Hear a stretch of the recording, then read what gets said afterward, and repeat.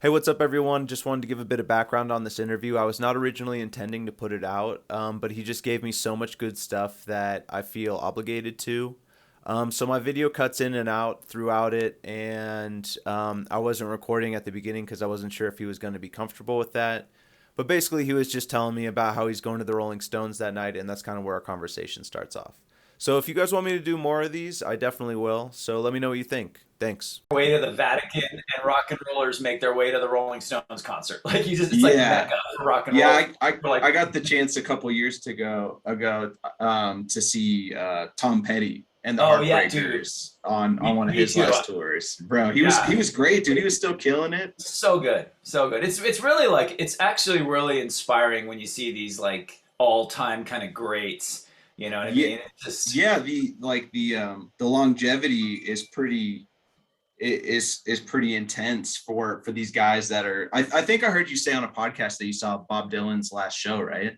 no. I saw Tom Petty's last show. Tom Yeah, Petty's last show. yeah. That's Bob actually what it Dylan's last was. show, knocking on wood as I say this, has still not happened yet. Oh, But okay. Is Bob Dylan still touring for real? oh yeah, I I didn't. mean, dude, I thought he'd done his last one for he some reason. it's like staggering actually. It's like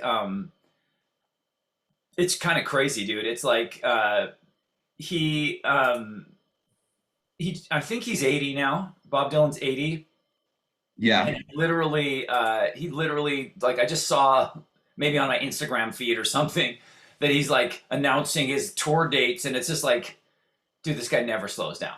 I mean, he tours like as much as like a young like punk band or something. He's yeah. just constantly out there. It's Pretty cool. insane. I think, I suspect that that's probably what keeps these guys ticking. It's probably what keeps them alive. I think you know, well, a Rolling Stone gathers no moss, right? The Yeah, expression. That's how they got the name of the magazine and the name of the band. And like, I think if you just keep on like living, then you end up living longer. yeah, yeah. Absolutely. And like, what's crazy about the Rolling Stones too is now like they've become such a cultural reference of like legendary status. You had like that song "Moves Like Jagger" a few years Oh, ago. right, That totally. That's a great was point. like, Yeah, I know. and It's now, weird. They're like living legends. right, and then they never stop being cool to any generation. It's true. It's totally true. I mean, that's it's kind of a marvel. I just don't think there's something else in the entertainment business that has. I mean, there's certainly other artists that have been around, maybe even longer than the Rolling Stones, but like to maintain that like level and magnitude of hugeness and like every just like launching other bands inspiring other bands that have gone on to become huge. It's like Yeah, they really are. It's really something special. That's why I say to people, even people who are like, I mean, I'm just a music freak. I love all kinds of music. I Like, could tell. I could tell. So I listened to a lot of podcasts with you on them to oh, try that's and. cool. You're So I like kind this of feel guy. like I know you a little bit. Oh, all right. Well, that's cool. But Yeah, yeah, that's the thing. It's like, and I think that you'll find that it's probably not endemic to me. I think it's probably something that I have in common with a lot of other people that are in bands. Is um, we're just we're fans. We're fans, yeah, and it's like when you are such a fan, you end up if you can find a little like portal into the sort of secret garden of being in a band, yourself, then it's like you climb in with the same enthusiasm that you you know take with you when you're getting in line to buy tickets to a concert. You're like, well, yeah, this is gonna be a cool music adventure, and it's gonna unlock cool little secrets and adventure, just cool experiences and interactions with people, and it's just such a cool way to move through life. And I suspect, I mean, going back to what we were saying before, that's probably what drives bands like the Rolling Stones to keep on going. Like, because I mean, those dudes, it's certainly not about money. I mean, those guys had enough money before I was even born. Those guys had enough money to live the rest of their lives and their children and grandchildren's lives comfortably, more than comfortably. So yeah, they've had enough money forever. You know, it's just, I think for them, it's about just It's about the passion, right? yeah, it's just loving music and wanting to you know, you feel that connection that for anybody, I don't know if you play in a band or anything, but like anyone who's ever been in a band, doesn't matter if you played stadiums or played like backyard parties, there's a there's a feeling you get when you get together with your friends and make up some songs or even just learn some songs that are other bands, like even if you're like playing covers, just getting that thing where you kind of, there's a certain amount of like camaraderie and trust where like, okay, when that drummer hits the 4 count with their sticks, we're all going to start on the same chord. You know, we're all going to come in, you know, we know how the song goes. We've agreed on how the song goes. And there's a certain like, so there's a certain amount of trust. I imagine like this is kind of a melodramatic comparison, but I imagine it's similar to what might be like for people that are like in the military or something like that, you know, where they have to like trust each other that like someone's got your back if you go run across the thing. Someone's going to cover you, you know, or maybe like if you're playing sports, you're going to trust, you know, just because that guy used to play for the Giants, now that he's playing for the Dodgers, he's gonna win one for the Dodgers. Right. Well, you know what I mean? There's a certain trust involved, and that really is a bond. That has a bonding thing, and you get a feeling when you take that little thing, those little 4 people who play music, and then hey, there you are. Yes. You're Great. even sexier than I imagined. But you know, so there's a certain like there's a feeling you get where you're like, okay, I walked into this just because I love music, but then you start to play the songs and they start to sort of lock together. You start to, you know, even the disagreements you have as a band or whatever, and then you sort of arrive at these understandings, and then you take it and then you bring it outside of your little smelly practice room and deliver it in public, whether, like I said, whether it's at a tiny little like basement show, backyard party, or at a stadium. And you feel that weird little moment where you play the song and then it's done and then you get feedback. And that feedback could be like one person clapping, thousands of people roaring, or even one person in the back going, "You guys suck." You know, either way, you're getting like you're triggering an emotion. You know, and it's such a cool feeling. And you go back for more. And you can't get it in bed. You know, you can't get it in bed. You can't get it on the street. You know, you can't cop any amount of drugs that's going to give you that kind of a high. Right. You can't sleep with any amount of girls that's going to give you that same kind of orgasm. It's a unique thing that is just to be a performer. It's so bad. You know, and I noticed that you kind of keep up with like all the newer music too coming out. Like I heard you name dropping Olivia Rodrigo, and that like your kind of passion for music hasn't really stopped with like the old stuff. And then I also noticed that Sugarcult, a lot of your music is like influenced by a lot of older sounds. Like there's a couple songs that even reminded me of like, they could have been like Nirvana B-sides almost. Cool. And like for sure. Well, and like part of it is Tim's voice has this kind of like natural grit. I tried doing a cover of Memory, and it just sounded like crap. And it wasn't that I was singing the wrong notes. It was that I just don't have the same tone that he does. It's like he doesn't even have to push to get that natural breakup. Yeah, and that he's very lucky. You know, I mean, in our band, like technically the best singer in our band is our bass player, Aaron. He is like, he sings most of the harmonies. Actually, our band is a really great singer too. I'm not a very good singer, but Aaron is actually like trained. Like his mom was an opera singer, and he's like trained from when he was like 9 years old to sing. So he's actually the only like real musician in our band who like knows what he's actually doing. The rest of us are just kind of like throwing shit against the wall and hoping it sticks. You know, we're like, wait, and then Aaron will be like, wait, that's not supposed to be major, dude. It's supposed to be minor. We're like, okay. He's like, it's good to have someone like that in the band that actually knows some of the rules. But at the same time, it's also really good to have someone like Tim in the band who's just pure instinct. Like he is,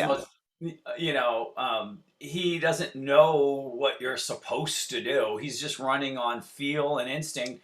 And to have that balance in a band, and then maybe me and that drummer at any given time, whether it's Ben or later our drummer Kenny, Right. You know, you have sort of somewhere in between that. And I think a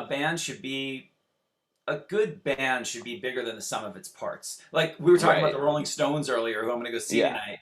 It's like if you soloed each one of those people, it would be, other than maybe their like session bass player that they have since Right. since Bill Wyman left years ago, it would sound like a disaster. You know, it would sound like, oh my God, does that guy even know how to play guitar? Is that thing even in tune?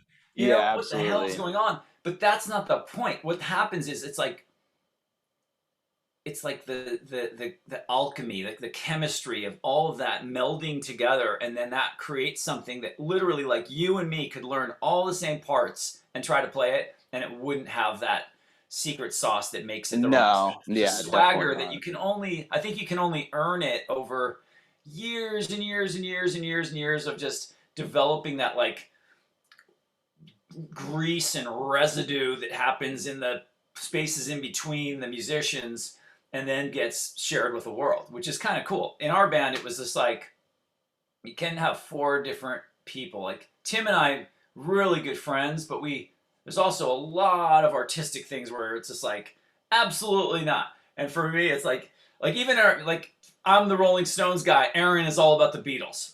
You know, and Tim is probably like, I don't like any of that shit. I'd rather listen to like Huey Lewis and the News or some shit from the Right. 80s. You know what I mean?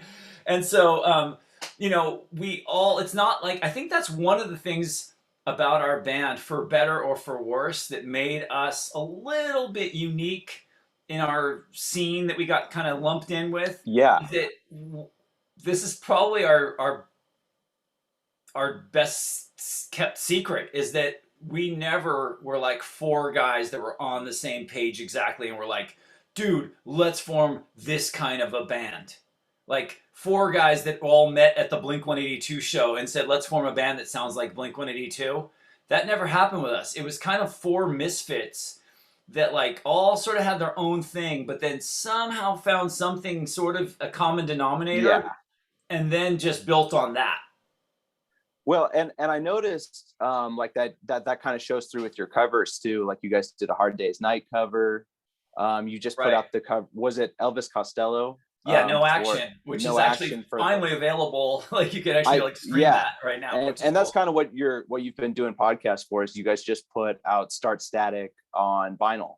Yeah, recently, we did. right? So that was last week, I think. Man, get ready to feel like, talk about the Rolling Stones. Okay, get ready to feel old. Even our first record is now 20 years old. I just got my copy of it. I just finally got my copy. Oh man, that's awesome. I'm super excited.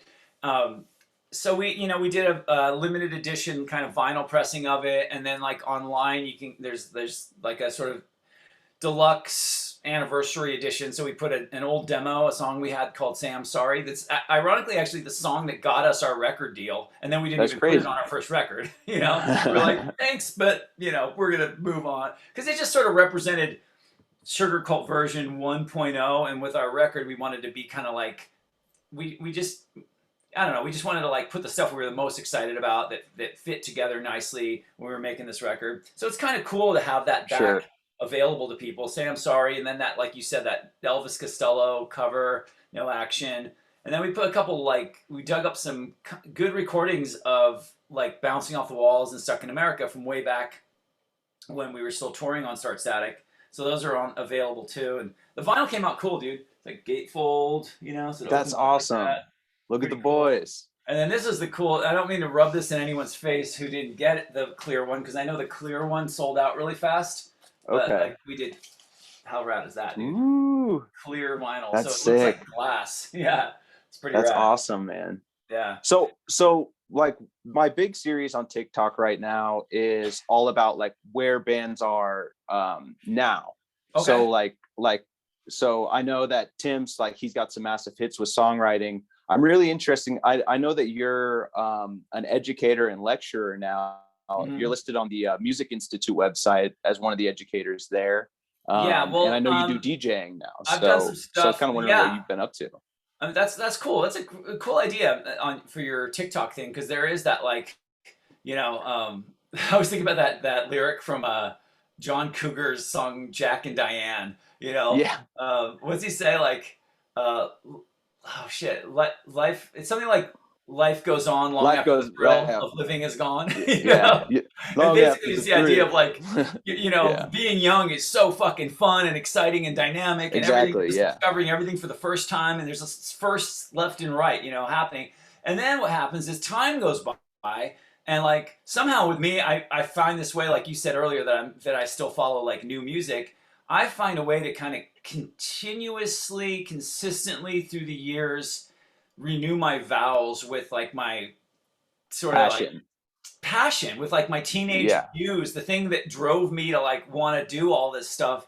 And so I guess I feel lucky in that respect, that I've never felt like that like calcified person that gets set in their ways and just goes, kids today, they don't know what real music is. It's, because I remember like being a kid and thinking how lame that was when I'd see people say Yeah. that. I'd be like, someone would be like, well, Nirvana's not as blah, blah, blah. And you'd be like, I don't get it. Like, why does it have to be, why is it binary? Why does it have to be Right. either your version of the truth is cool or my version of the truth is cool? Why can't it just all be cool? That's what also Right. makes me want to get so curious and kind of become this like cultural anthropologist, where I just want to like go learn about the music that came before me. Hence why I'm going to the Rolling Stones tonight. It's Right. like, Right. I'm not going to the Rolling Stones tonight because of the records they put out in my upbringing. I'm going to find out about the shit, to hear the songs that I was either not born in time for or like a baby when it came out.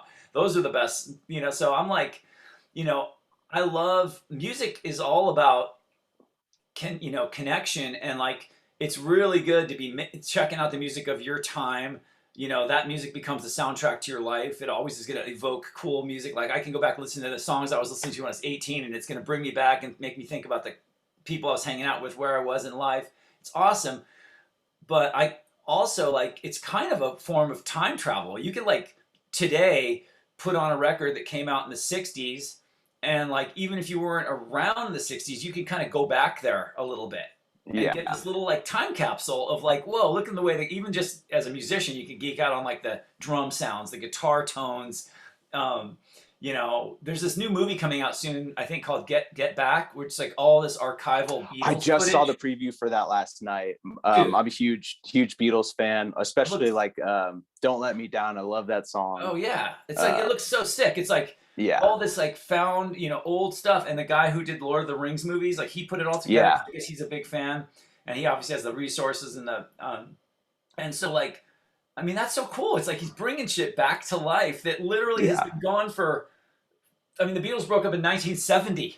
You know what I mean? Right. Like that's before any of us were, and like that's just so cool. And then like the new music is should be is valid too. It's like it's just all good. It's like learning about the stuff that came before, revisiting the stuff that you grew up with, checking out the stuff that's happening right now. And then I'm always really curious about like seeing around the corner and trying to predict what's going on What's next. coming next? Yeah. Love listening. Like I want to listen to your band. Like I want to listen to new groups. I don't need them to be like authorized by a major label or be played on the radio in order for me to take it seriously. As a matter of fact, I'm more excited when I see like so that's one of the things that led me to be, I love working with young aspiring artists, partially because I want to, I feel like I have something to offer them, in that I can give them some guidance and some, coaching and some experience, because I've been in this game for a while. But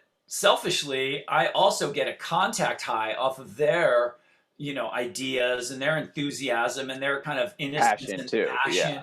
And like it reconnects me to that source that I need to stay connected to, because if I lose, That's so cool. yeah, if I lose that, then that's when I become an expired like has-been. You know what I mean? I don't want That's that when to you become happen. the okay boomer guy. Yeah. I don't want to be that guy at all. I don't want to be that. There'll be a term at some point for okay Gen Xer, that'll be applied to my generation. But like seriously, dude, I would imagine.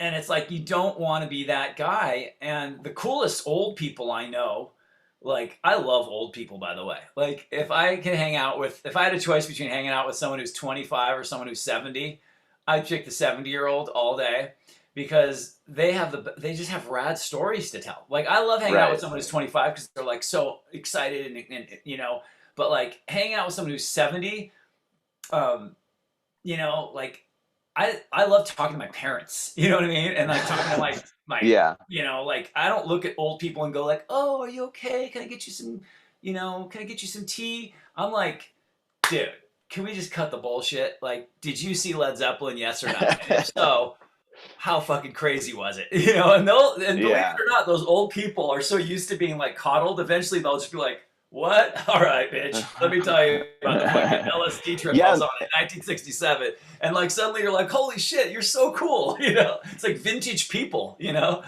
like they're just as cool as like a vintage Right. jacket you find in a thrift store or something. It's just so much cool stuff to be learned. And the same thing goes for old records, you know, finding used records, checking out shit that you missed the first time around, and just getting curious about that stuff. There's so much to be discovered. You miss an opportunity if all you do is look at what's current, or you know. So it's all good. Like learn from the old shit, learn from the new shit, and that's I don't know. I know I'm kind of rambling on about this stuff, but yeah, as you said, yeah, like I somehow randomly found my way into this world of teaching college.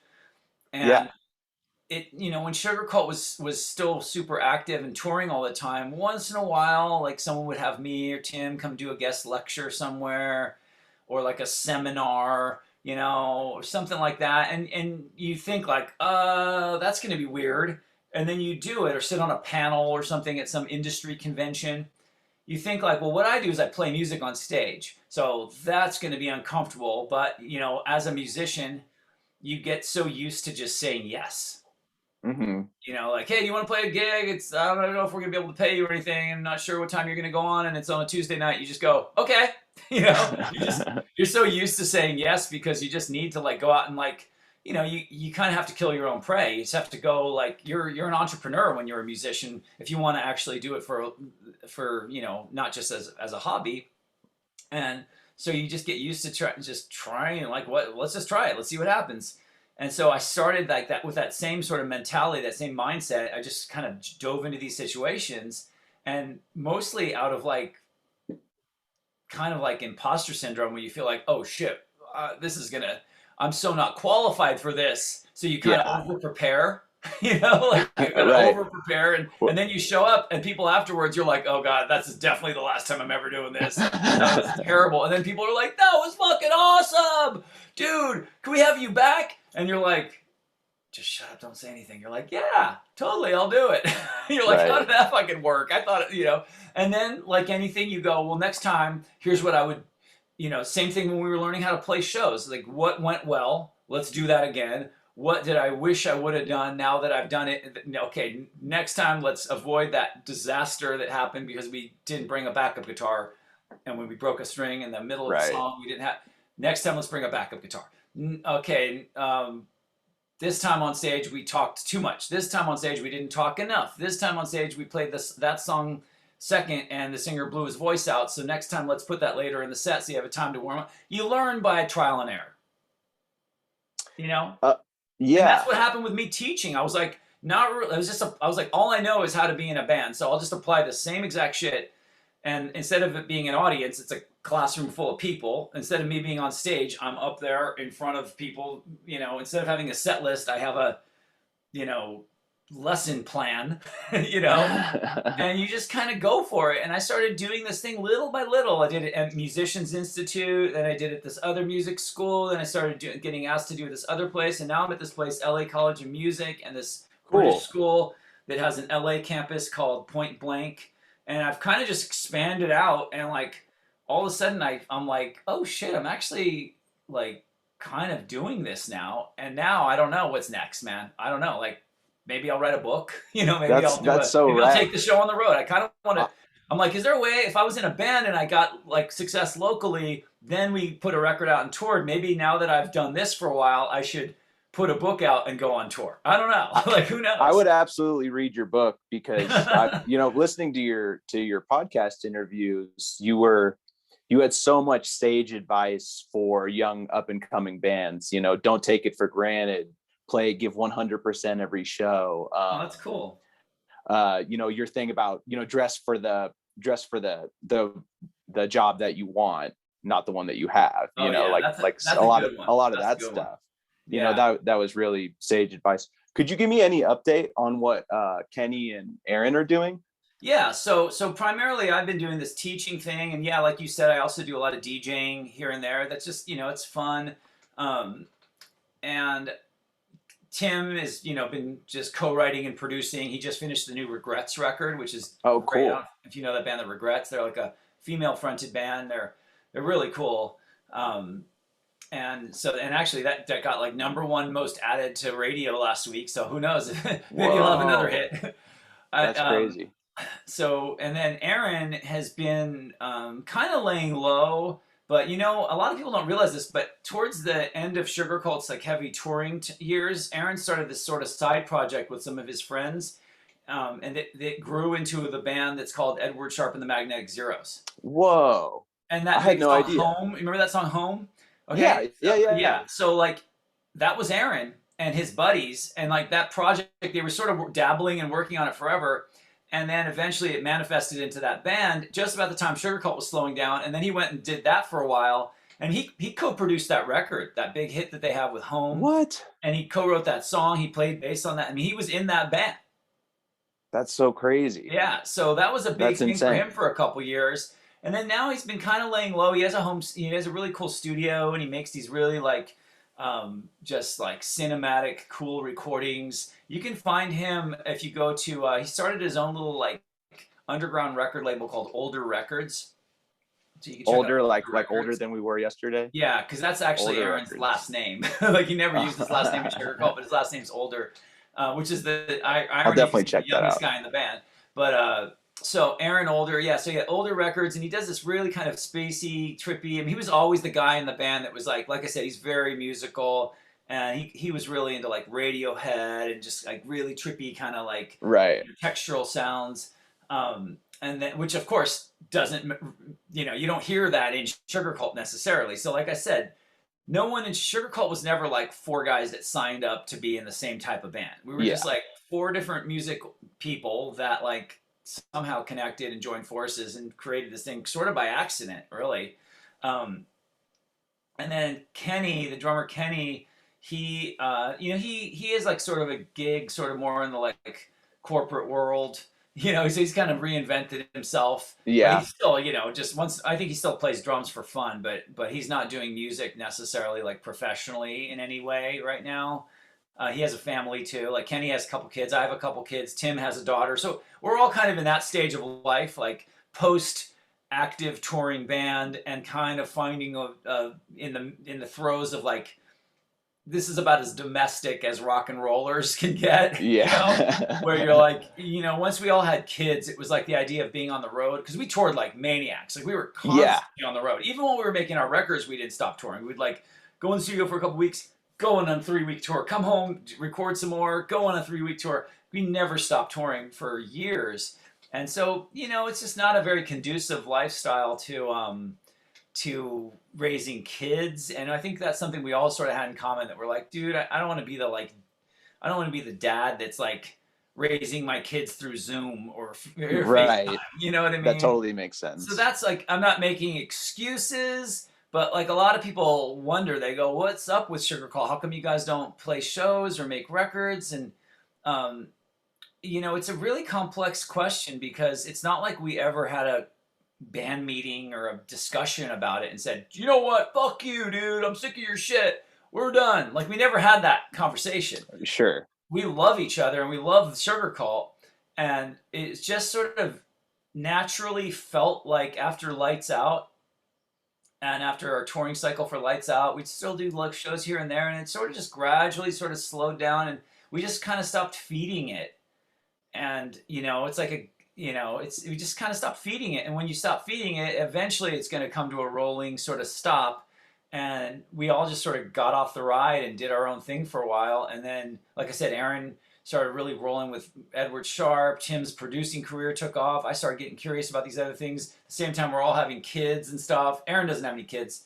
And so it just kind of felt like, I don't know, like, but it's just not. Yeah, like we've moved past right it now. a little bit, right? I guess it's like we feel like man, we can look at it and there's not one moment, except for maybe some of our early songs from before Start Static, there's not one moment that we look back on that we're kind of embarrassed by, where we're like, oh God, cringe. Like every step of the way, we're like, dude, we left a pretty fucking pretty corpse. Like everything about Sugarcult has, and I'm very proud of this, is that I feel like everything we did stands the test of time. Absolutely. You know, like you were saying, I think your blend of the multiple genres and influence really has helped it have a lot of longevity. Like I just checked earlier, and you guys still have a million monthly listeners on Spotify. A million people That's every month are crazy. still listening to your records. How cool is that? Well, the thing that makes that cool, dude, is like literally there's no one at the other end of the phone with Sugarcult. Like once in a while, I might post something on Yeah, my Instagram. We don't even have a Sugarcult Instagram. The one you see on there is just like a fan made a thing that says that's Sugarcult crazy. Band or something, which is cool. I'm glad they do it. But like we have a Facebook page, sort of. We have a Twitter account, and that's pretty much it. We don't have a record label. I mean, there's a record label that's promoting Start Static on vinyl, but like we don't have like a there's not like a Sugarcult headquarters where it's just Yeah, like yeah. pumping There's no the manager, yeah, no no one's PR like person, priming the anything like pump that. and like keeping the lights on. It's purely, and this makes me so stoked, it's purely run by our fans. Our band exists because of our fans. Like you reached out to me through Instagram and I hit you back. Like there was no like, okay, Yeah, let me put you in touch with my publicist and see if we can get it with my manager. And it's just like, and I kind of like that about our band. It's not something we planned, but it's like happening. And I go, dude, we have a fucking million people listening to our shit every year, every month without any reason. Like there's no like hype. There's no, right. it's just, and that just makes, it's kind of like let the music do the talking. And in this case, it's like let the music do the talking and the walking, and that's a really nice thing to see. It's like, our music at this point has become sort of almost self-sufficient where it can exist and survive and reach new I meet people that are like too young to have seen us play in our heyday that are like big fans of our bands. How did they find out about us? Well, they discovered us, they tripped on us online, checked it out, and they got passionate about it. And that's just like the coolest phenomenon ever. I'm so stoked on that. And to be honest with you, when and if we ever do play shows again or make another record again, it will be not because of the payday that we were likely to get for that. It would not be because none of us have another way to make a living, because we've all forged other ways to make a living. Um, so that's a beautiful thing. You can just remove money from the equation. Although I'll tell you right now, Coachella, if you're listening, we'll take $1 million. No, I'm just joking. But like, it would not be a money based decision. It would clearly be like something where we're like, you know what? We still have something to say. We should say it. Let's make another record. Not just like, oh, we got to make another record so we have an excuse to go out and tour and sell some hoodies because we need to make money.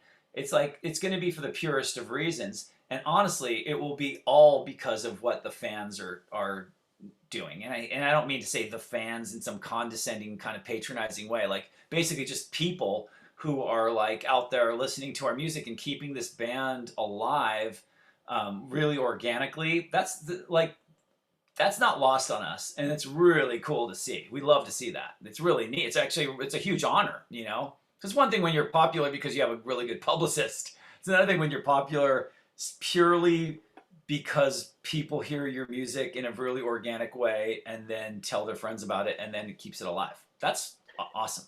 Yeah, and it really has stayed alive. What got me thinking about it was I made like a playlist of my top 50 all-time emo acoustic songs, and I had Oh, cool. Memory on there. Oh, and I was getting a cool. bunch of comments, and that's kind of what got me thinking about, like what happened to these guys. So one of the other things I wanted to ask about was kind of like, I heard you mention that like for the Lights Out album, your guys' last album, you had kind of been promised the world by your record label in terms of like promotion, and that they were going to make a big push for you guys. And then the carpet got kind of pulled out from underneath the label because the parent company, I think it was, basically said, like, we're putting everybody's records on hold and all the employees are getting fired. Yeah, well, that's one of those things where you bump your head against. You know, we were having this wonderful, like, uninterrupted upwards Yeah, you guys were on a trajectory. roll, You guys basically. going for years and years and years, up, up, up. Never from the minute we started playing clubs in Santa Barbara to 2 years later, we got a record deal, got on the Warped Tour, we got going, touring. You know, memory got even bigger than bouncing off the walls. It's just one thing after another, and we were like, this is so awesome. Well, eventually, we bumped our heads on the, you know, somewhere in the universe, we bumped our heads on the thing of like, oh yeah, it's called the music business, not the music friends, Right. which is an unfortunate reality. But you know, it's kind of like the you know the deal with the devil that you make. You're like, hey, if this goes really well, we're stoked because we're gonna have you know, we're gonna have this infrastructure, we're gonna have this you know, marketing muscle and this distribution and this money and this and all this stuff. But at the end of the day, once you set your foot into the arena of business, you run the risk of shit that happens to businesses. And unfortunately, with the bigger label, they're owned behind the scenes. They're owned by these. It's really unsexy stuff, but like, you know, a big label might be owned by another bigger company that might be some investment group that might be some big corporate thing that doesn't even know what music is, but they just want to like snatch up assets. And Right. unfortunately, the label we were on was partially owned by something like that behind the scenes we didn't even know about. And then one day they were just like gone. The label's gone. So that company just where they were just cutting their losses, like, we're gonna get out of the music business because it's the 2000s and no one's buying CDs anymore. So were you still so were you still signed to the label, or was just the album, just the album rights belong to the label and you guys couldn't release? Because I heard you say something about how you guys were kind of essentially trying to make yourselves look unappealing to the label so you could get out of the contract. Yeah, well, the way record deals work usually is you get signed for a number of records, you know. Okay. Usually, I mean, there's different ways. I teach classes about this shit, but there's lots of different ways. But in general, the way a record deal works is it's a deal. So you're going, okay, here's here's what we get, here's what you get. Just like if you and me made a deal, it would be like, all right, dude, I'll give you 30 minutes of an interview in exchange for you putting it on your TikTok or something like that, right?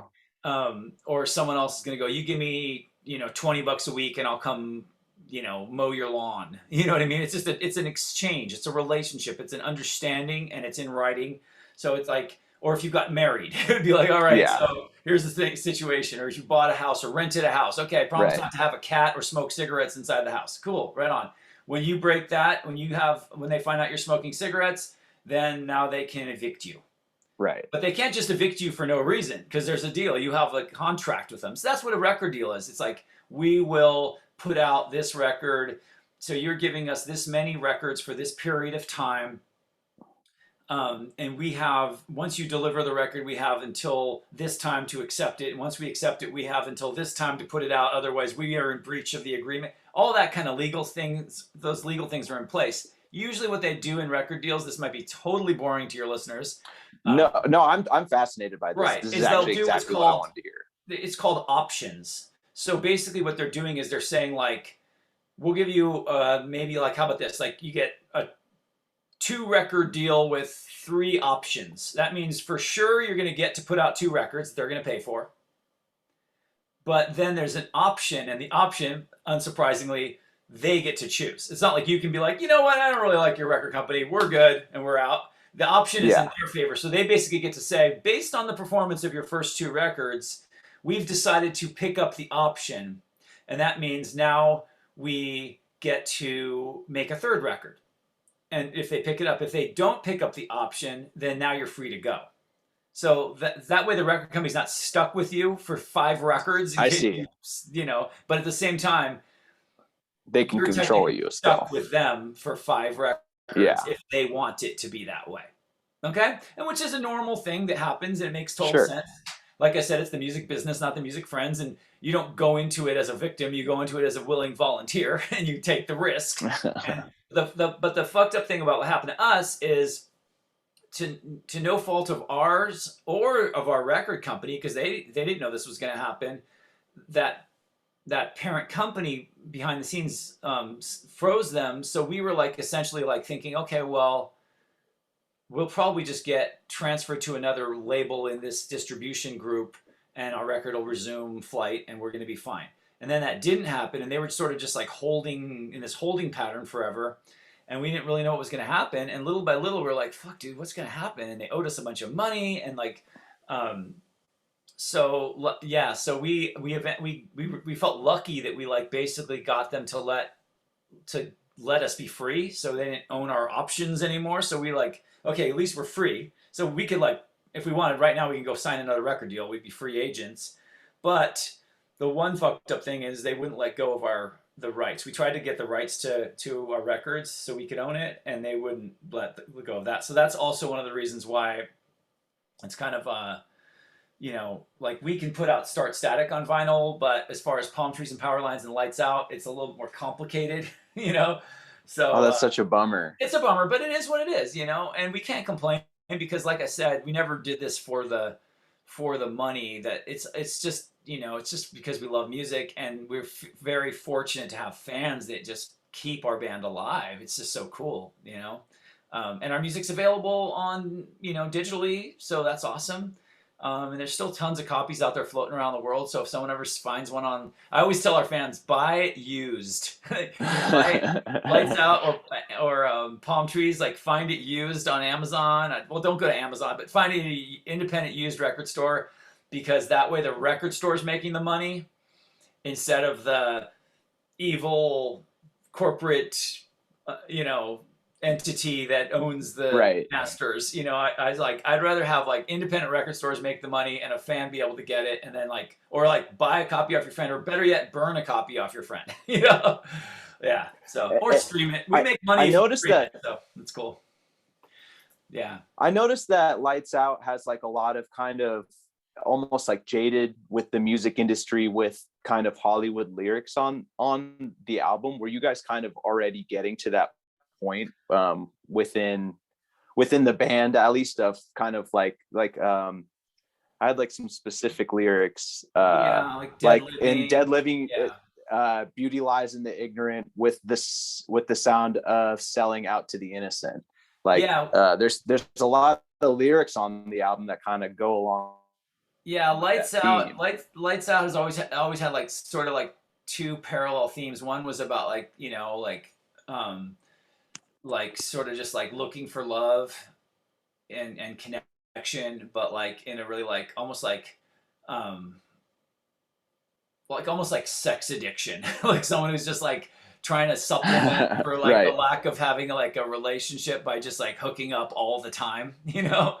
There was a lot of that happening with Lights Out, and you know, that's just where Tim was at as a human at the time.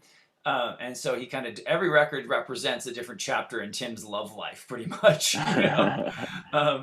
But as a band, there was a lot of like, you know, by then we were pretty like seasoned. We'd been in the industry for a while and been on tour and been on the radio and been, you know, kind of seen the inner workings of the, you know, kind of seen the Wizard of Oz behind the curtain, you know.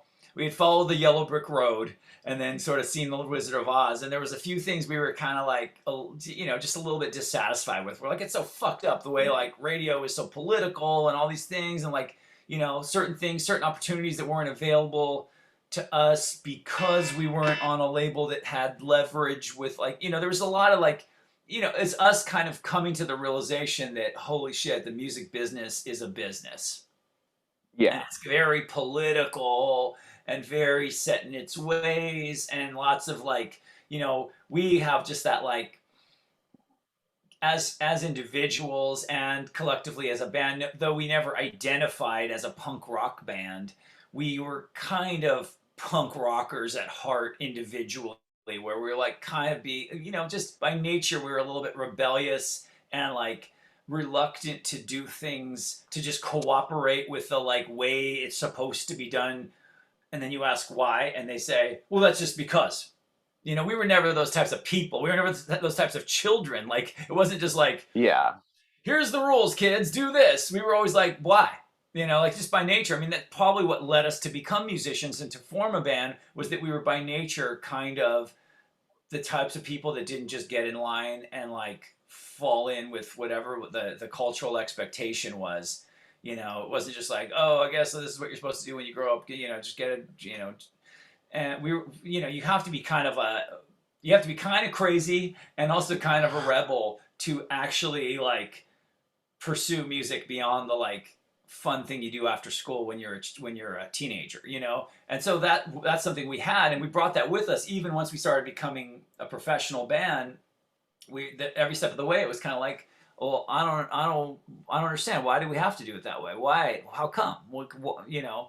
And there was things we'd see, like we'd go to a radio station and be hanging out with the people who worked there. They were the most lovely people in the world, and they'd be like, God, I fucking hate that shit. Oh God, I wish I could play this instead. And then they'd be like, hold on for a second. All right, everybody, here's the new song by the band that I just said I hated. You know, and we were like, God, it's so fucked up. Like, you know, our idealism about the way and romance about the way things could be, should be, would be, started to like collide with the way things were.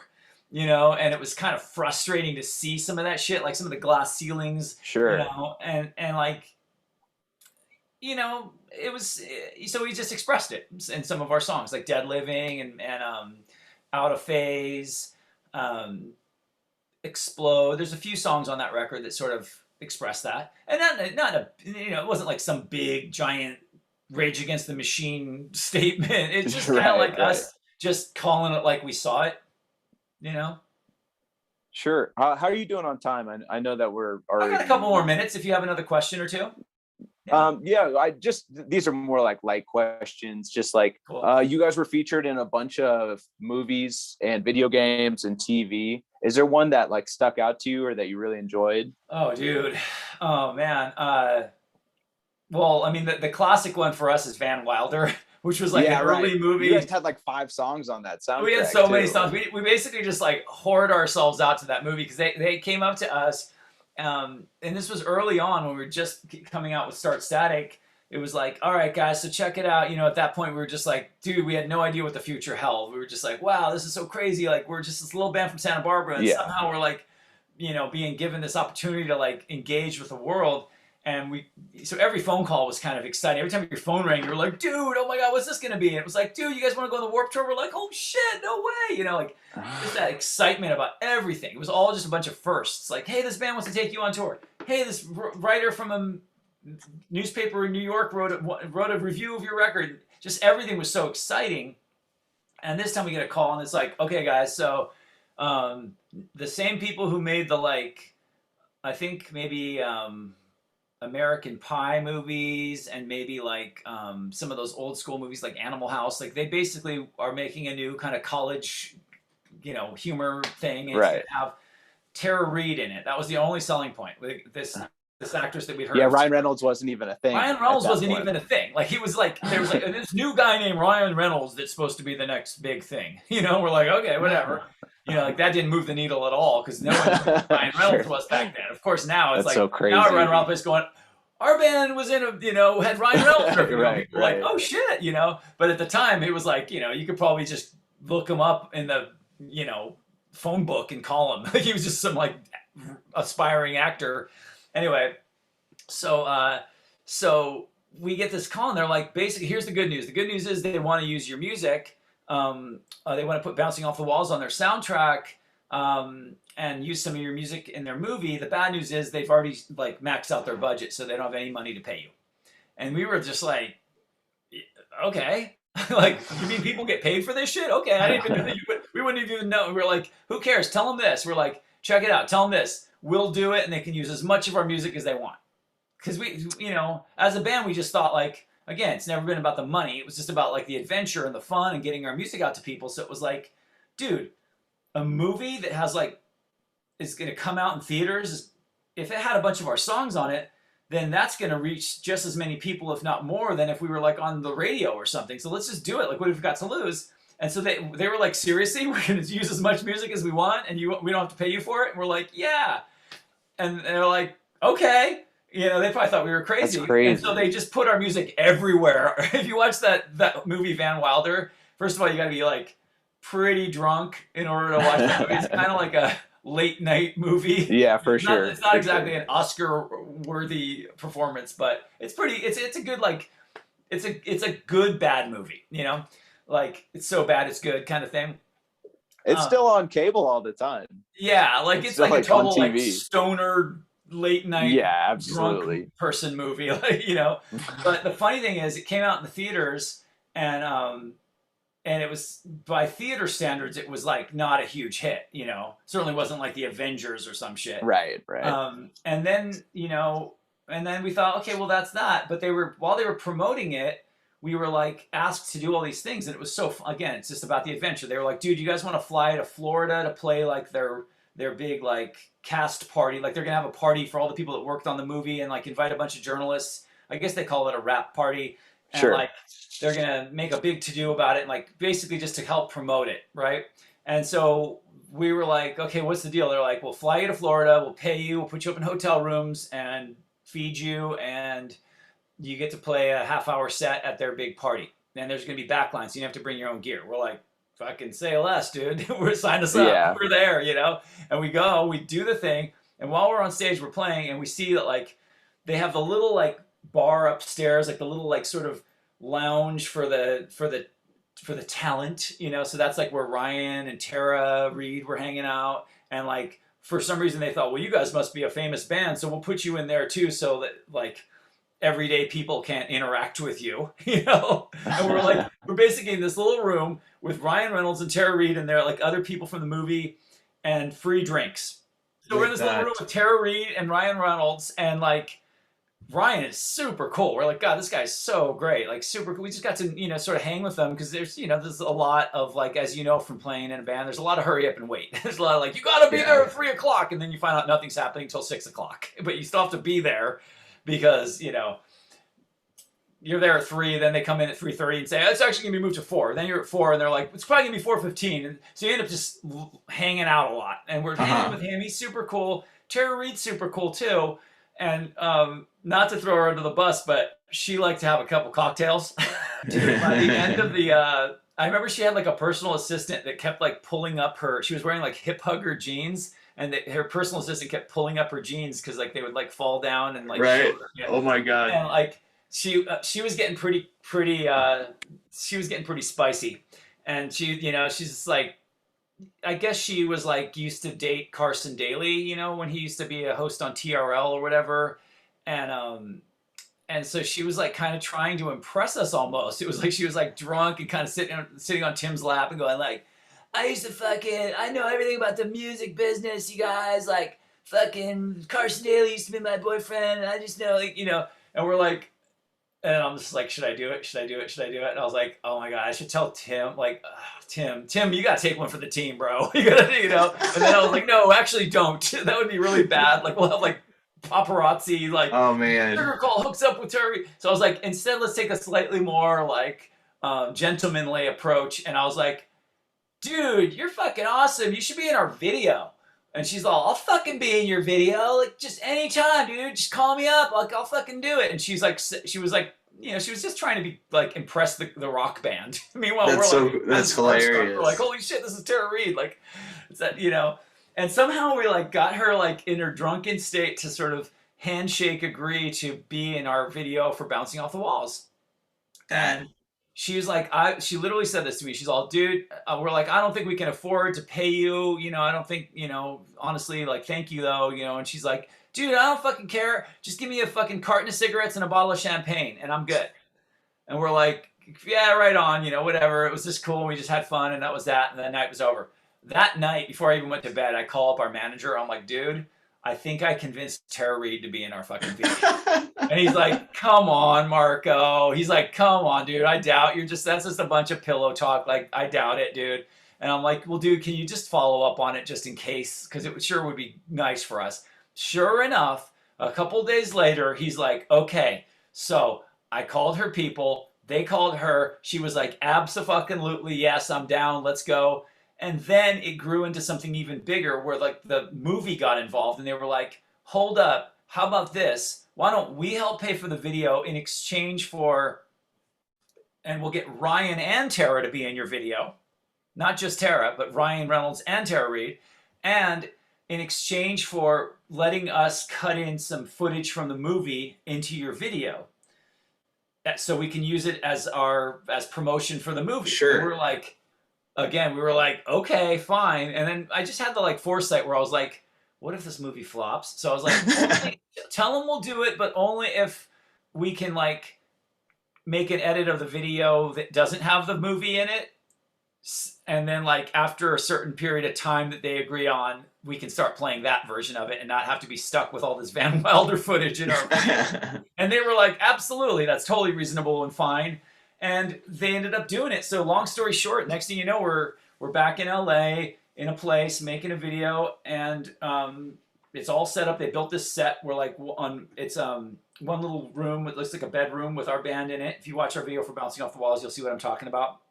And you've got our drummer set up like there was like a queen size bed that they put like a sheet of plywood on under the comforter, so you could set up his drum kit on it. So it was sort of bouncing around a little bit, but it was still like stable enough to put a drum kit on. And then we're all in there like jamming out in this little room. And then right next door to us was another little bedroom they built with Tara in it, like doing her makeup and like getting ready. And then right next to us on the other side was another little box, like wooden box bedroom with Ryan Reynolds in it, like as though he's like a dude chilling in his bedroom. And then they had like a railroad track, like a little train track, that like ran the length of the 3 little box rooms. And they had a camera on that train track rolling from like us to Ryan to Tara back and forth. So it was really cool to see how it was made.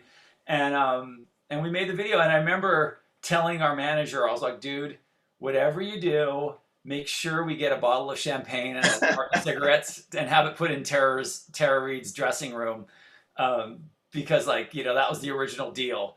And like, I literally like looked, I went by her dressing room. I tried not to be creepy, but I like kind of just out of the corner of my eye, kind of peeked in there, and you just see like her clothes all over the floor. And I saw right on the table a carton of cigarettes and a bottle of champagne. I was just like, yeah. That is the craziest story I've ever heard. They were total sweethearts. Yeah, they were total sweethearts. You watch that video for Bouncing, it's pretty fun. And it was all born out of just the sheer, just again, I just like to stress that there was no, it was initiated by a fun, organic experience where we were literally hanging out with them, having some drinks, just like at the end of the day, it's like you're some kids that just had dreams of being movie stars when you grow up, and your dreams came true. We're some kids that had dreams of being rock stars when we grew up, and our dreams are coming true. And we just had that connection with them, and it was really pure and like grassroots, and then of course I followed up with our manager, and I just always like that idea, like instead of going through the proper channels first, do it on a real human level and then run it through the proper channels, rather than it's so really punk rock. Yeah, I mean, I don't want to sound silly to say that, but to me that's punk rock is the way to go. Doing it the grassroots way. There's no harm. I mean, speaking of punk rock, a band we toured with was Green Day, and they started out as a punk rock band for years, not just sonically like, oh, Green Day's branded as a punk band, but like they literally were like operating as a punk rock band, playing little dives, DIY, co-ops in Berkeley, backyard parties, basement shows. They toured for years while they were still in high school. They toured like in the summer and the winter breaks in a station wagon. I remember, and they would just, sleep in squats, play little like random punk rock dives. Then they upgraded to a bookmobile that they converted. They like bought an old decommissioned bookmobile, and their drummer Trey Cool's dad would drive it, and they would go play shows. And they put out like a record. They put out a 7-inch. They put out another record and grew it just, brick by brick on their own. And then they got the big deal and put out the record that became Dookie. And then 10 years later, reinvented themselves and did American Idiot. And that's when we got to tour with them. So by the time we were touring with them, they were like full-on legends. Tim used to have his like Green Day posters all over his wall when he was growing up. So like we're on tour opening for this band. But like, they're playing sports arenas 10 years into their mainstream success, probably 15 or 16 years into having been a band. and they were still punk rockers. Like, I'll tell you this one more story because it just like goes to show, you know, punk rock doesn't Yeah, have to be absolutely. limited to punk rock. You can take that spirit with you into your success and become like as big as you need. I mean, I just saw Green Day last month at Dodger Stadium. You know, they held a mega tour, and they were like, I'm like, I've seen this band in a tiny little fucking place at the beginning of their career, and I've seen them, and I've toured with them in arenas, and now I'm seeing them 10 years later at a stadium. You know what I mean? Like, they're just getting bigger. And I'm going to see the Rolling Stones tonight. I think of bands like Green Day as our generation's Rolling Stones. Like, those are the bands like Green Day and the Foo Fighters. They're going to keep on going, you know, and our grandchildren will be going to see them play, you know, when they're, you know, one day. It'll be like your grandkid will be like, dude, I'm going to see Green Day. And you're going to be like, they're still alive? And you're going to be like, yeah, they're like 80, you know? And I mean, that's kind of rad, you know? But it's a trip, dude. But I will say, when we toured with them on the American Idiot Tour, they were absolutely still a punk rock band, even though they were playing giant arenas. Whereas, like, they just didn't have those like rock starry constructs. Like, they were so down to earth. They were so cool. They were so real.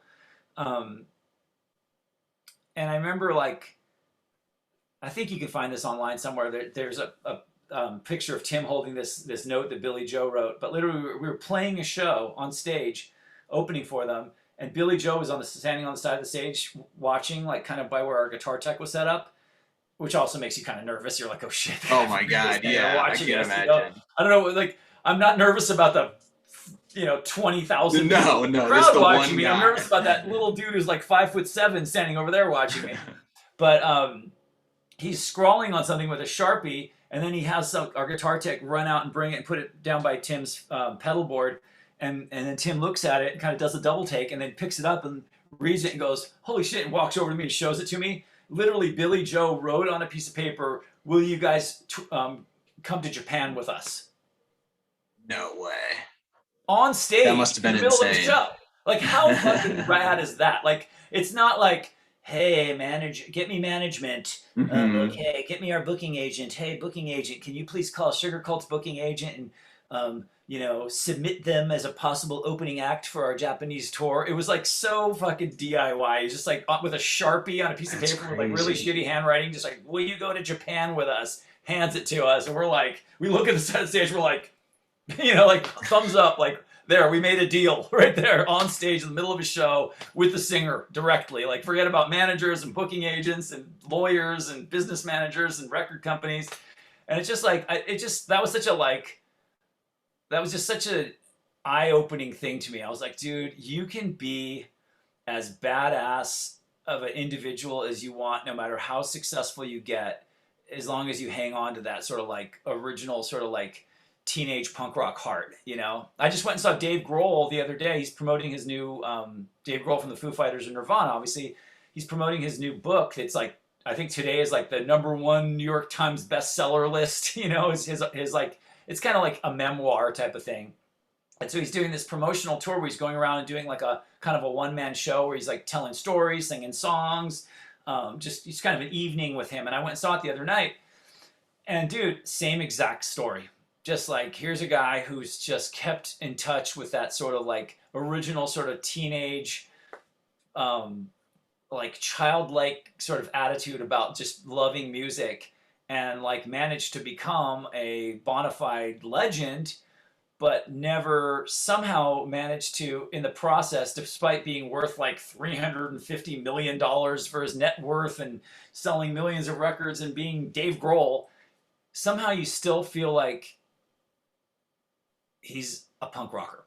You know, you feel like this guy is just like, the money is beside the point. Like, for him, it's just, I'm a skinny, awkward kid from a neighborhood who didn't fit in and found music as like my life, like a life raft in the sea of life. Yeah, and you notice kind of how people who come from that punk rock scene, because I know he played in punk bands before he was even in Nirvana, and like you, just never really leave that mentality behind. If you're from that scene, for the most part, you kind of carry that with you through life, you know? Yeah, and I mean, the funny thing is, like, you don't even have to be from that scene. Just being exposed to these ideas that can just kind of gives you permission to just be yourself and just do your thing without having to, because there's so many people, like, especially with what I do now with teaching, it's like I meet so many students that like they think that the challenge is learning the information, or they think the challenge is moving to Los Angeles. And you're like, no, that's not the challenge. That's the easy part, right? Like anyone can move to LA. It doesn't mean you're entitled to getting a music career, you know? And anyone can memorize the music industry book or read music industry blogs or memorize all the glossaries about what publishing means and what managers mean and what record company. That's not the challenge. The challenge is here. It's like the game is played mostly in your head. It's like you've got to have you've got to develop this sort of mindset with as much focus and energy as you might have put into it, probably possibly even more so than the skill set. Like I'm going to tell you right now, I'm not that great of a guitar player. I think you're selling yourself short there a little bit. There's some pretty cool licks on you do anything long enough, eventually you get okay at it, you know, but I would not say that like my guitar playing got me where I am today. I think it's your mentality. It's about your attitude. It's about your mindset. It's about the way you go about it. You know, work ethic is important, all that stuff.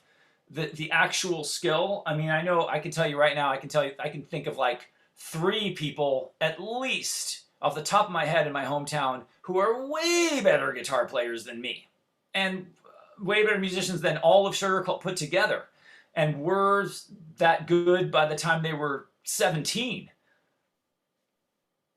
And they didn't do it, you know? It's not just how good are you at your instrument or how much stuff, how many, you know, books have you read about the music business. It's about developing that attitude and that mindset. And that really is like sort of the secret.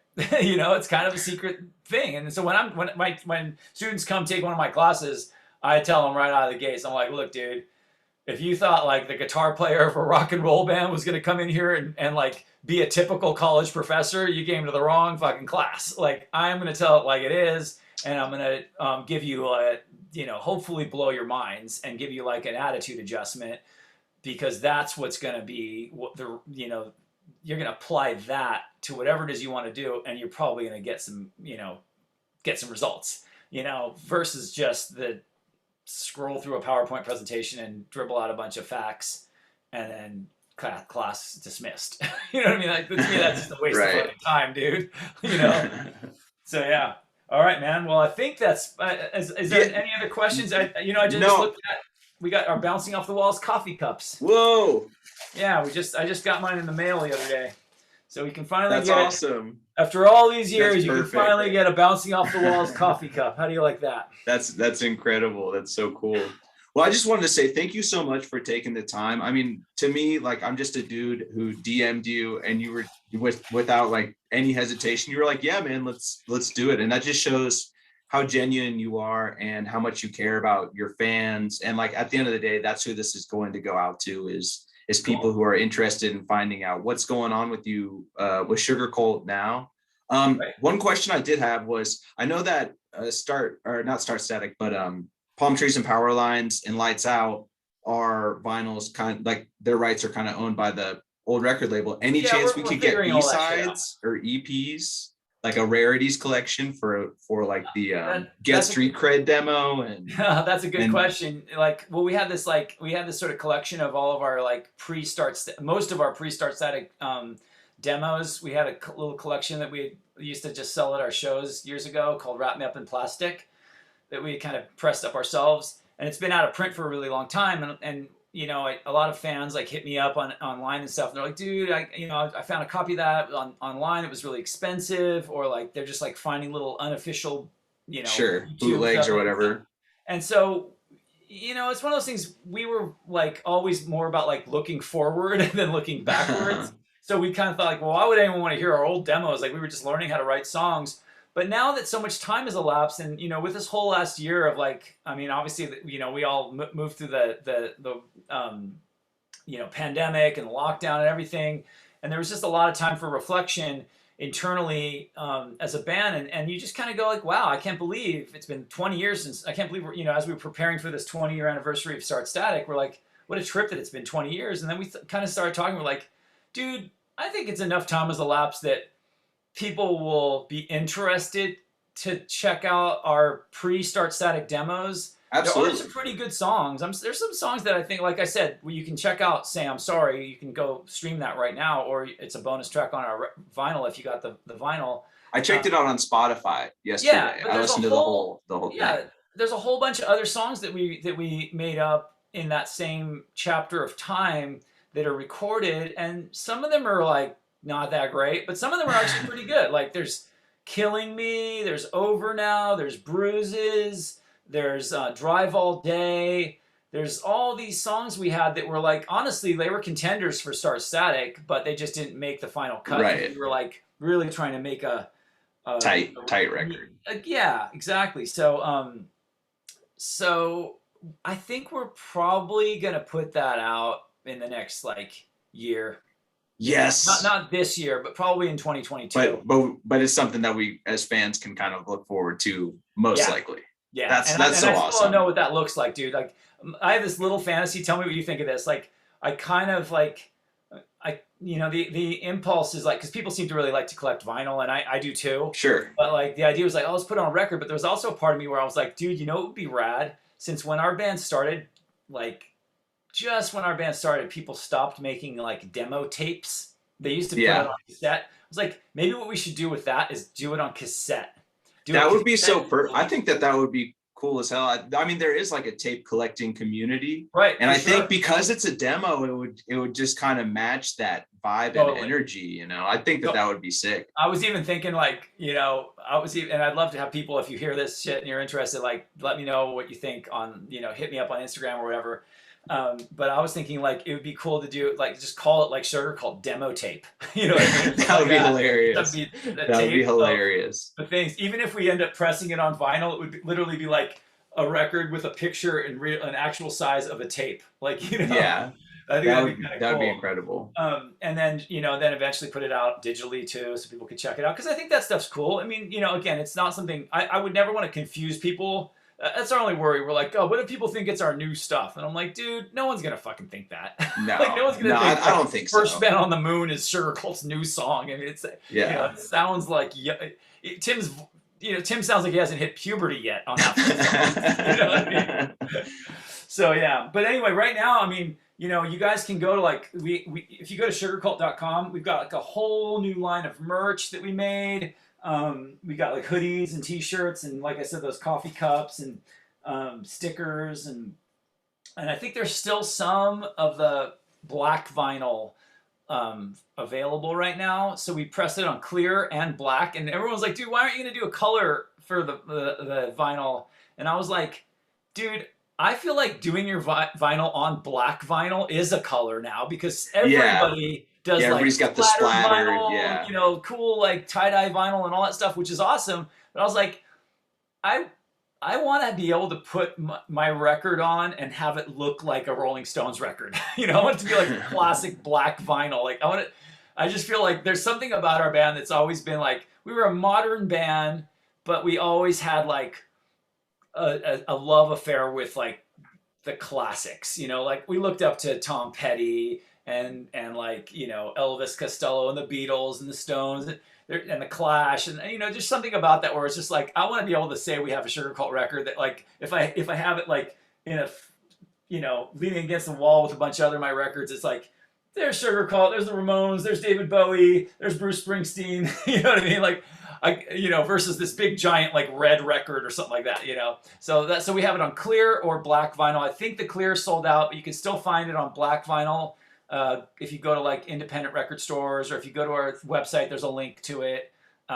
There's a merch store, and then again, if you guys want to find me in the wild, I'm as Zach here knows, just DM me on Instagram. I usually hit you back. Sugarcult on Twitter and Facebook, and whatever, dude. Stay in touch. Yeah, well, just thank you so much, man. You're such a down-to-earth, cool guy. I mean, you were only going to give me, I only asked for 30 minutes of your time and you gave me an hour and a half. That's just like, that just shows what kind of person you are, you know? Well, I'll tell you what it shows. It shows what kind of person I am. And that kind of person is the kind of person that's procrastinating because I'm supposed to go exercise. And I'm also supposed to get a whole bunch of preparation done for this class I've got to teach tomorrow. Because I'm going out tonight to see the Rolling Stones with my buddy who's in the Foo Fighters, and we're gonna tear it up. So that's the kind of person I am. I'm the kind of person that's using Zach as an excuse. Oh, I have this interview with Zach, so that's my handy excuse to not do all the shit that I'm supposed to do today. Well, I really because I'm so down to earth and cool. Yeah, you know? yeah. Well, that's what I'm going to tell everybody. All right, yeah. Well, I really appreciate your time, man. It was so cool to talk to you and just hear all your crazy stories and stuff. This was beyond my expectations. So, oh, dude, it was my pleasure. And you know, just do me a favor and let people know we exist. Because, like I said, that's the only thing that keeps Sugarcult alive is surprisingly, these actually get, you know, the last one I did got over 500,000 views, and the singer of All American Rejects saw it, and the other one before that got like 3.5 million. So like actually a good amount of people will kind of check it out, hopefully. Right on. We played some shows with those guys throughout the years. I always felt like All American Rejects, of all the bands, I always felt like they were kind of our like, you know, somewhat like they were sort of our like kindred spirits as far as like, you know, being really like power pop based. Yeah, absolutely. You know, but being accepted by the sort of pop punk and emo community. But that guy Tyson is solid. Yeah, those guys are all cool dudes. All right, man. Well, yeah, and that's the other thing. We need to I'm too lazy to do this, but like at some point we need to get like a proper like Sugarcult TikTok thing happening at some point. Yeah, like, we need like the bouncing off the walls challenge and have a bunch of kids going fucking nuts bouncing off the walls or something. I don't know. If you want, I'm going to tell people to follow you on Instagram, and if you feel like making a TikTok today or tomorrow, I'll definitely tag you in it. And, sweet. And right put you in the description or whatever. So we'll make a TikTok about how come Sugarcult doesn't have a TikTok. I would love to see something fan driven. Like that's the thing. Like we want the fans to do it all. Like if I could get rid of our Twitter and our Facebook and just have fans do it, that I would do that. Yeah. I'll start a change.org petition. Fuck to get you guys to make a TikTok. All right, bro. Well, take care and thanks for your time. Thank you so much, man. I appreciate it.